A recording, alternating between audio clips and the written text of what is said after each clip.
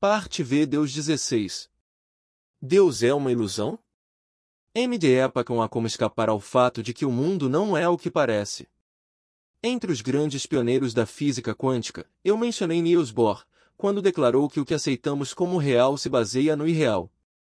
Em seu discurso, ao receber o Prêmio Nobel de 1932, Werner Heisenberg concluiu que o átomo não tem absolutamente propriedades físicas diretas ou imediatas. Na época, o universo passava por um esmaecimento, e de certo não se tornou mais sólido desde então. O mistério e a maravilha não precisam da permissão da ciência para existir, contudo, nesse caso, eles obtiveram a permissão. Isso ainda nos deixa longe do Deus benigno e criador, mas a espiritualidade não defende o Deus patriarcal da convenção. Ela lida com a alteração da consciência. O famoso mestre espiritual indiano J. Krishnamurti falava, uma tarde, diante dos Alpes suíços. Krishnamurti sempre insistia em travar um rigoroso debate com sua plateia. Uma de suas principais doutrinas era que ninguém devia seguir cegamente um guru ou alguém que se declarasse um homem santo. E, nessa ocasião, a troca de repente eclodiu. As pessoas pareciam atônitas com a mudança de consciência que ele propunha. Em vez de se aprofundar, Krishnamurti virou-se na direção de um pico nublado, à distância. Se, por um momento, vocês conseguissem realmente ver aquela montanha, vocês entenderiam tudo, murmurou. A realidade está escondida de nós, mas está em toda parte esperando para ser percebida. Se você não conseguir perceber as coisas de uma nova maneira, os ensinamentos espirituais não passam de ficção. Mas como aqueles que têm uma percepção normal, como nós, chegam a esse estado? Como podemos, na verdade, ver a montanha? Primeiro, precisamos entender o que quer dizer essa visão normal. No estado de vigília, no cotidiano, nós estamos, ofuscados por sensações corpóreas, informações vindas dos 5 sentidos e condicionamentos passados. 2. Restringidos pelo cérebro e suas limitações físicas.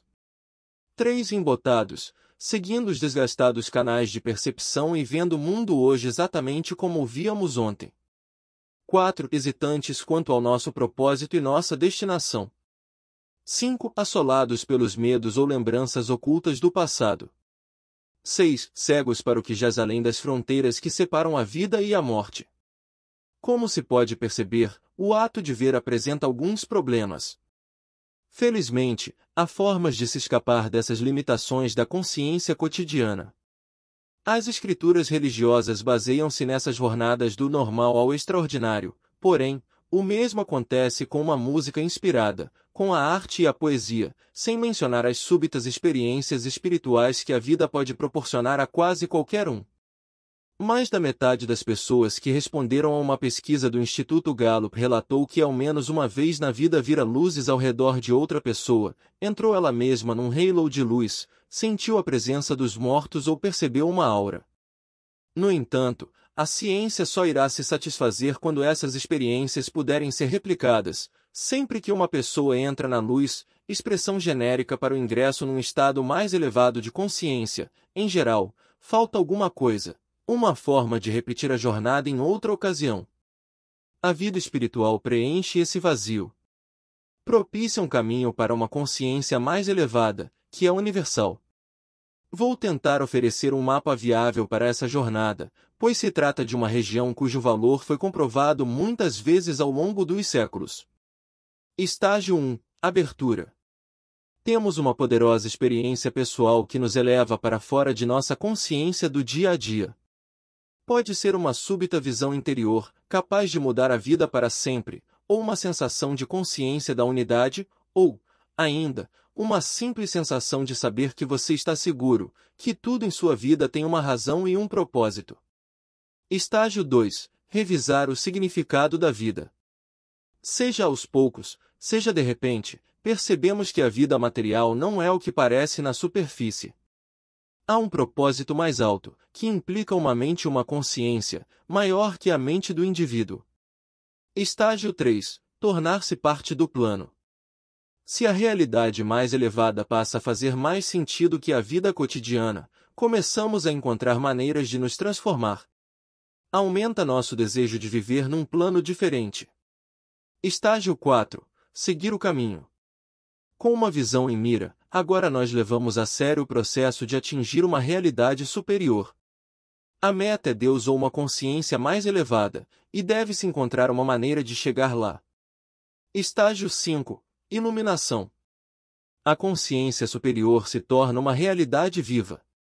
A mudança está completa. Não temos mais outra forma de ver o mundo a não ser como um aspecto do divino. Na verdade, o sagrado e o não sagrado não têm mais significados distintos. Existe apenas a luz da consciência para onde olhar. Acredito que qualquer vida com um significado mais profundo se encaixa nesse modelo, sem levar em conta a religião. Aliás, uma das maiores falhas das religiões é afirmar que tem a patente do caminho para Deus. No Ocidente, sentimos falta de um modelo não religioso para a iluminação, mas estamos chegando lá. Ironicamente, podemos agradecer à ciência por nos forçar a descartar noções preconcebidas e a só confiar em provas concretas. A razão nos diz que Buda, São Paulo, Santa Bernadette de Lourdes e Sri Ramakrishna passaram por uma experiência em comum. Assim como os cientistas averiguam que a maçã e a rosa se ligam pelo mesmo gênero, podemos acomodar exemplos únicos de despertar espiritual no mesmo modelo. Torial escreveu sobre o solitário assalariado de uma fazenda nos arredores de Concorde, que passou pelo Renascimento e conjecturou se sua experiência religiosa específica não seria verdadeira. Isso leva a uma passagem em Walden que me assombrou por décadas, desde que li o livro pela primeira vez. Zoroastro, milhares de anos atrás, fez o mesmo percurso e teve a mesma experiência, que, sendo sábio, sabia ser universal, e tratou seus vizinhos de acordo, e dizem até que inventou ou estabeleceu a adoração entre os homens. Podemos sorrir diante da ingenuidade de se referir à religião de um visionário da antiga Pérsia e à sua experiência religiosa específica. Nascido em alguma época entre os séculos VIII e X a.C., aquele era um recém-chegado, quando comparado aos visionários védicos da Índia. Mas compartilho o aspecto essencial realçado por Torial, e também o que ele aconselha ao solitário assalariado de uma fazenda perto de Concorde, que ele comungue então humildemente com Zoroastro, e com a influência libertadora de todos os grandes vultos, inclusive de Jesus Cristo, permita que a nossa igreja seja defenestrada. Em linguagem contemporânea, isso quer dizer que a pessoa que tem um súbito despertar deve se espelhar na grande tradição da iluminação. A segunda referência, para deixar a igreja de lado, já ocorreu numa escala mais ampla. Sua vida e sua mente estão em algum lugar no contínuo do despertar, mesmo quando damos as costas para as religiões de massa. O processo consciente de chegar a bons termos com uma realidade superior é pessoal e espontâneo, jamais programado.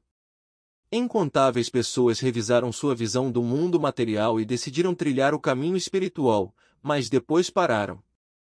Infelizmente, enquanto divindade for sinônimo do Deus das religiões organizadas, o caminho espiritual tem pouca chance de se tornar um pensamento dominante. As crenças promovem sua própria agenda. Elas querem seguidores que não apresentem dúvidas. Insistem em que seus dogmas foram transmitidos por Deus, mesmo quando a história revela que foram elaborados por poderosos sacerdotes. Tantas agendas trabalham contra o encontro com o divino que a situação originou uma piada cínica.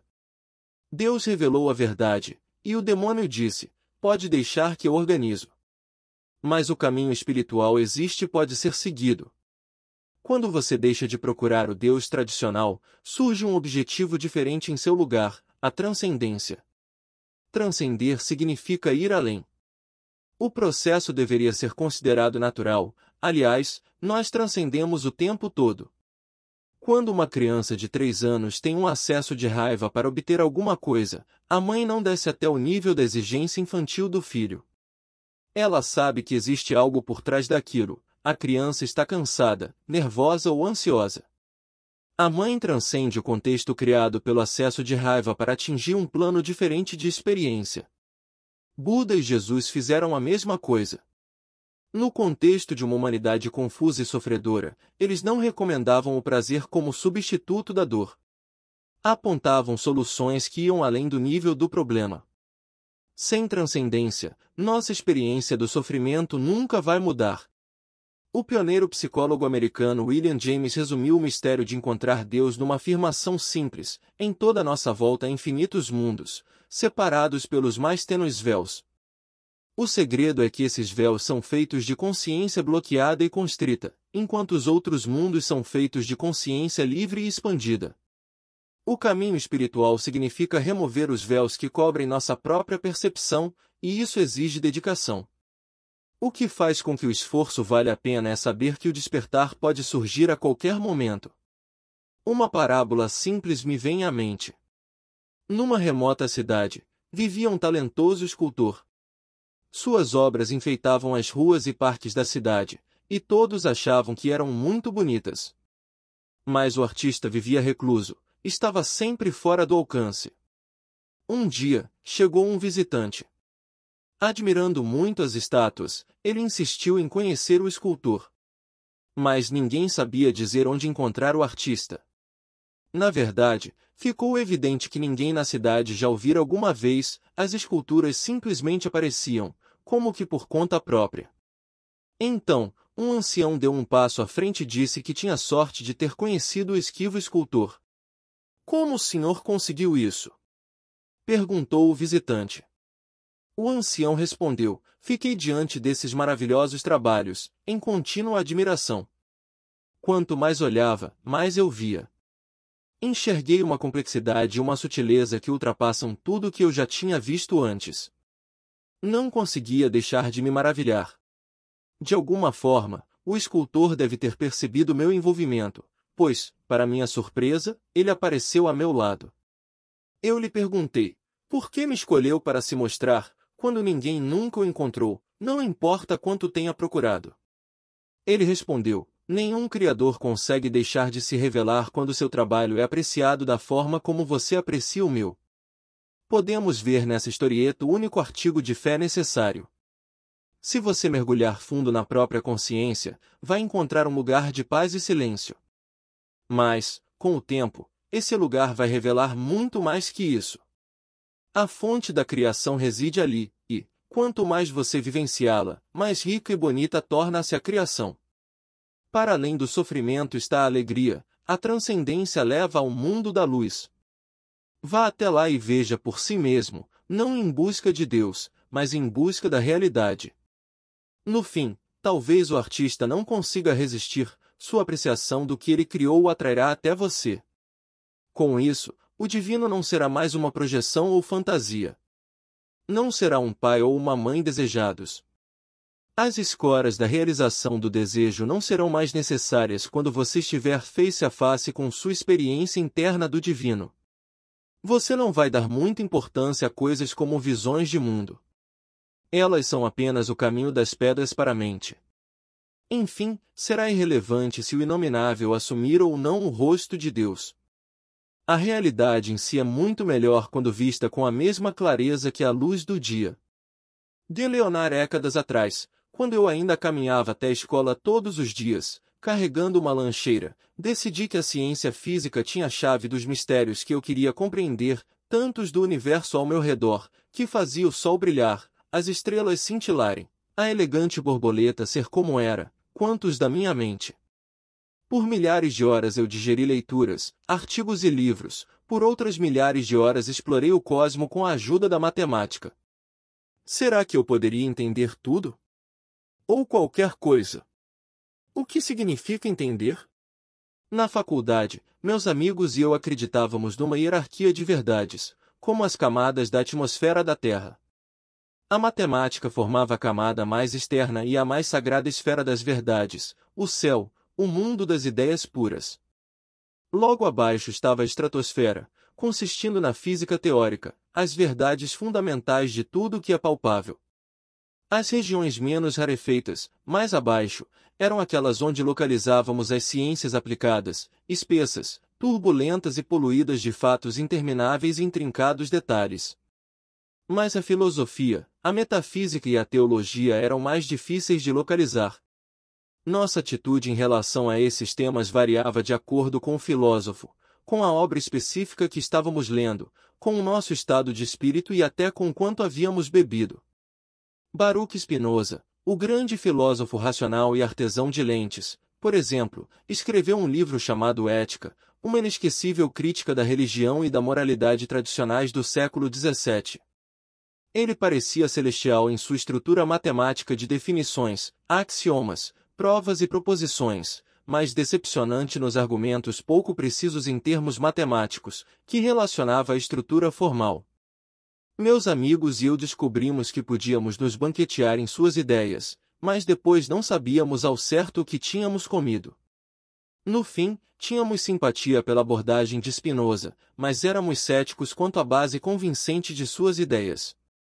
As disciplinas da ciência e da matemática eram diferentes. Nós nos deleitávamos com sua precisão. Comemorávamos as metodologias desenvolvidas para evitar as armadilhas da subjetividade e dos desvios humanos. E, ao sabermos como se havia chegado àquelas conclusões e como tudo permanecia em aberto para mudá-las, caso as evidências assim o demonstrassem, nos sentíamos seguros de que podíamos confiar no que nos diziam. Embora muitos discutam hoje a validade das teorias meramente científicas, essas mesmas pessoas dependem da ciência em todos os aspectos da vida, sem ao menos pensar a esse respeito. O poder do método científico é a razão pela qual os publicitários proclamam que seus detergentes foram cientificamente aprovados para remover manchas, enquanto ninguém gastaria um centavo para anunciar que a metafísica demonstrou como os adstringentes adoçam o hálito. Contestadores aparecem na televisão e no rádio para negar a realidade da evolução ou da teoria do Big Bang, mas se, por alguma razão, o debate se resume a manchas de café em vestidos brancos, ou como tratar uma pneumonia, eles acham fácil distinguir a realidade da ilusão, e ficam ao lado dos cientistas. Claro, ninguém emprega o método científico para distinguir verdade e ilusão no que diz respeito às próprias vidas. Você pode pensar que a pessoa com quem se casou é o parceiro ou parceira ideal, mas essa mesma pessoa iria franzir o senho se você se casasse uma dúzia de vezes para reunir provas acerca de sua teoria. Você pode pensar que seus grandes talentos lhe garantem o sucesso profissional, mas não vai recomeçar a carreira para verificar essa hipótese. Pode acreditar em vida após a morte, mas não vai se apressar a realizar o único experimento que poderia confirmar se você está certo. Nós construímos nossas visões de mundo por meio de experiência, intuição, educação, dos livros e diálogos com pessoas cujas ideias respeitamos e em quem confiamos. Tomamos decisões sobre o que é verdade e o que é mentira, mas a maioria de nós pouco pensa sobre como chegamos a nossas convicções. Acreditamos que somos racionais, e portanto estamos certos, e depois corremos para o próximo compromisso. No entanto, há fatores que afetam nossas convicções mais do que a maioria percebe. Isso se manifesta de forma visível quando chegamos, em particular, a temas de grande importância pessoal. É fato conhecido entre os psicólogos, por exemplo, que o peso da prova que as pessoas em geral exigem varia com a importância do que está sendo provado, e que é nossa mente subconsciente que ajusta o dial. Há muitos exemplos dessa atividade subconsciente na literatura científica. Estudos mostram que é preciso um monte de provas irrefutáveis para nos convencer de que somos imbecis, mas basta mais tendo informação para nos persuadir de nosso talento ou genialidade. Integrantes de um partido, ao examinar as pesquisas sobre uma questão política, podem encarar a mesma metodologia como errada ou coerente, caso os resultados se encaixem ou não com suas convicções. Os jurados tendem a ignorar sólidas evidências de culpa quando simpatizam com o réu, mas as consideram convincentes se não gostarem do acusado. Em um estudo, os pesquisadores apresentaram a 2 grupos de voluntários documentos adaptados de um julgamento por homicídio em que tanto a promotoria quanto a defesa haviam se servido de argumentos de peso. Os documentos incluíam partes da transcrição do julgamento, bem como o artigo de um jornal da época que se mostrará neutro a respeito da culpabilidade do réu. Mas os 2 grupos tiveram acesso a material um pouco diferente. O artigo de jornal mostrado a um grupo citava os vizinhos descrevendo o réu como alguém desagradável. Quando indagados se consideravam que a promotoria tinha comprovado a culpa, baseados na transcrição do julgamento, os sujeitos que haviam sido levados a acreditar que o réu não era simpático tendiam muito mais a concluir que a promotoria realmente provara seu ponto de vista. Em todas essas instâncias, as pessoas pensavam estar sendo objetivas, mas a objetividade era uma ilusão. Na verdade, nossas análises cotidianas dependem de convicções e desejos preexistentes. Quando queremos chegar a certa conclusão, nosso cérebro pode alterar a maneira como percebemos e pesamos os dados e analisamos os argumentos. E, mais importante, nosso cérebro age, assim, abaixo do nível de consciência. Por isso, é bem possível crer honestamente no que desejamos acreditar, ainda que um observador objetivo possa chegar a outra conclusão. Às vezes os psicólogos chamam isso de raciocínio motivado, uma força a ser levada em conta ao examinar por que podemos escolher acreditar numa sedutora visão de mundo envolvendo a consciência universal e um universo amoroso. Vamos analisar a interpretação de Diepak sobre a experiência de entrar na luz ou enxergar uma aura ao redor de alguém. Segundo um estudo publicado no periódico britânico The Lancet, cerca de 10% dos pacientes cardíacos ressuscitados de morte clínica relatam experiências fora do corpo ou semelhantes à morte. Como devemos interpretá-las? Diepak associa essas experiências a um estado mais elevado de consciência. A explicação se encaixa bem na visão de mundo de Diepak, que, assim como o budismo, postula um reino mental impalpável. Mas essa é apenas uma forma desejável de interpretar o evento, ou há provas de apoio a essa visão. Por meio de muito esforço e pela aplicação de novas tecnologias para examinar o cérebro, cientistas vêm estudando esses eventos e chegaram a uma conclusão bem diferente. Por exemplo, David Comins, neurocientista especializado em estados de consciência alterados, descobriu que experiências de quase morte parecem ocorrer quando o cérebro é privado de oxigênio por prolongado período de tempo, pouco antes de uma lesão cerebral. Experiências fora do corpo também parecem ter uma base física. Isso foi ilustrado recentemente, de forma dramática, no caso de uma mulher de 43 anos que relatou sentir certa leveza e afirmava estar flutuando mais ou menos 2 metros acima da cama, perto do teto, vendo-se de cima, deitada no leito. Ela não estava morta, mas tinha eletrodos implantados numa parte do lóbulo temporal chamada giro angular direito. Os eletrodos faziam parte do tratamento para um caso grave de epilepsia, mas também permitiram que os pesquisadores sondassem os efeitos de um pequeno estímulo elétrico no cérebro. Como relatou o cético profissional Michael Shermer em The Believe in Brain, os pesquisadores descobriram que, ao variar esse estímulo, eles podiam não somente induzir experiências fora do corpo como também controlar a que altura da cama o paciente dizia estar flutuando. Richard Dawkins escreveu que, ao assistirmos a um grande truque de mágica, é difícil não pensarmos, deve ser um milagre, embora se saiba muito bem que não se trata disso. É mais difícil ainda acreditar no miraculoso quando temos algum interesse velado numa interpretação que a ciência contradiz. Fenômenos exóticos e mal compreendidos, como as experiências fora do corpo, são um refúgio para provas de ideias não encontradas em contextos já bem compreendidos.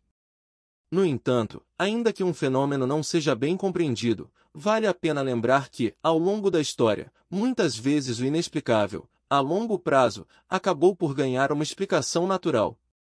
Até hoje, nenhum cientista foi obrigado a preencher qualquer lacuna na mensagem da famosa charge de Sidney Harris que diz: então, aconteceu um milagre, se podemos ter boas razões objetivas para os pontos de vista que mais prezamos, ou não.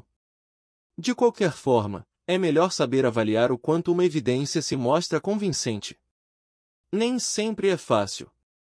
Se você perguntar a uma amiga por que ela acredita em Deus ou numa presença superior, ela provavelmente não vai responder que chegou àquela convicção a partir de uma série de experimentos controlados. O mais provável é que diga que sentiu, ou que apenas sabe. Será que Deus é uma ilusão só percebida pelos que estão em busca de uma presença divina? A ciência é o melhor método que conhecemos para descobrir a verdade sobre o universo material, mas os poderes dela têm um limite. A ciência não lida com o significado da vida, nem pode, por enquanto, explicar a consciência. ela nunca será capaz de explicar por que o universo segue leis. Então, por mais que lance dúvidas sobre convicções espirituais e doutrinas como representações do mundo físico, a ciência não concluiu, e nem pode concluir, que Deus é uma ilusão. Já que Diepak gosta de parábolas, também vou apresentar uma história ilustrativa, simbólica, porém verdadeira. Em 1969, Richard Feynman inventou um modelo de hadrons, partícula como o próton e o nêutron, que interage através de uma força chamada força forte que, como o nome indica, é a mais poderosa força da natureza. No modelo de Feynman, um hadron é como um saco contendo partons se agitando livremente dentro dele, mas que são restritos e não saem dali. Feynman usou sua imagem dos partons para explicar certos dados relativos ao que acontece quando hadrons colidem uns com os outros em altas energias, e funcionou bem, o mesmo que dizer que a teoria foi confirmada. Mas como os partons precisam ficar dentro do saco, dentro do hadron, nós não os vemos. Será que são verdadeiros ou apenas uma ilusão, meros construtos do modelo intelectual de Feynman?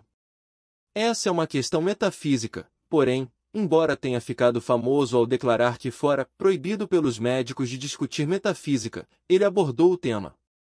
Feynman escreveu que, à medida que nos ajudam a entender o que está acontecendo, os partons podem ser úteis como um guia psicológico, se continuarem a servir dessa forma para produzir outras expectativas válidas, eles acabariam claramente se tornando reais. Talvez tão reais quanto qualquer outra estrutura teórica inventada para descrever a natureza.